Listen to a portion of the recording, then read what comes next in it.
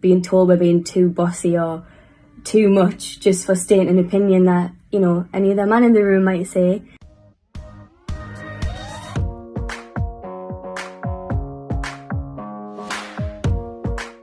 Body image, I think that's a huge one. I feel like we almost put that stereotype on ourselves where we're taught to compete with each other and compare each other with our bodies and our faces. When we don't conform to that, we feel like we're not good enough. I think gender stereotypes in the workplace are really harmful. When a man is the boss or doing really well in the workplace, he is deemed as the man, but when a woman does it, she might be seen as bossy or overpowering or too demanding.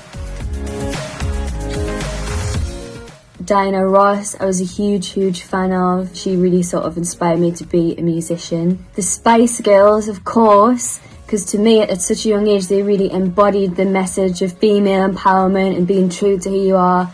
And then finally I would say my lovely mum. I would see firsthand how hard she would work every day, and she's probably the most inspirational woman that I know.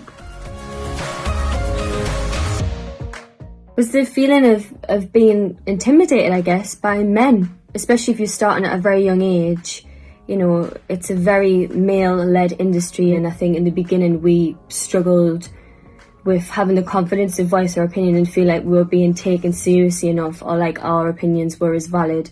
We were told a lot back then, maybe not so much now, that how you looked really affected your success, which is quite a strange thing to think when really what you're trying to sell is your voice and the music that you create and not how you necessarily look. I think in the very beginning I was sort of positioned to look as white as possible. I think where I kind of had the privilege of being white passing, that was really sort of pushed on me, where I was encouraged to always blow dry my hair.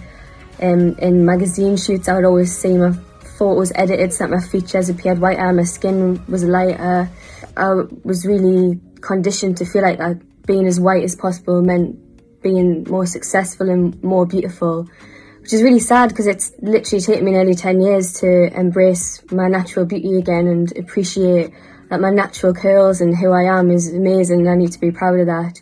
And that wasn't helped by the fact that being of Arabic heritage, there was literally zero representation for me to look at as a role model in, you know, especially in the UK entertainment industry.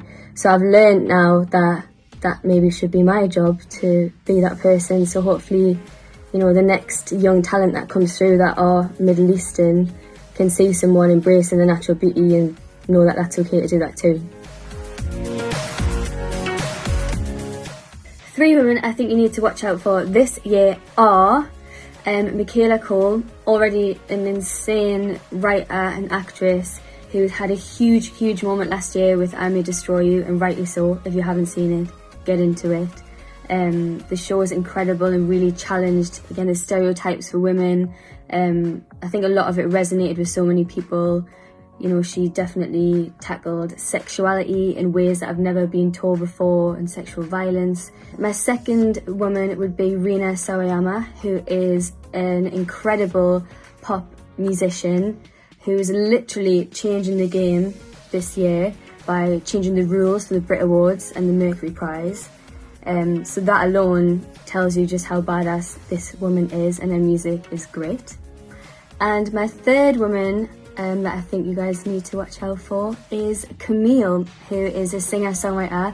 We've worked with her for years and years, has literally been like our 5th hidden member, and is, you know, releasing more and more of her own music. And I think it's remarkable really that she is literally probably one of the biggest female songwriters in the UK right now, and has done it through lots of hard work. Over the years I've seen how hard she's pushed forward as a black woman in the music industry, and here she is shining more and more, and you need to get into it. Body Posy Panda, she really promotes body positivity, being unapologetically yourself, which we really need to see.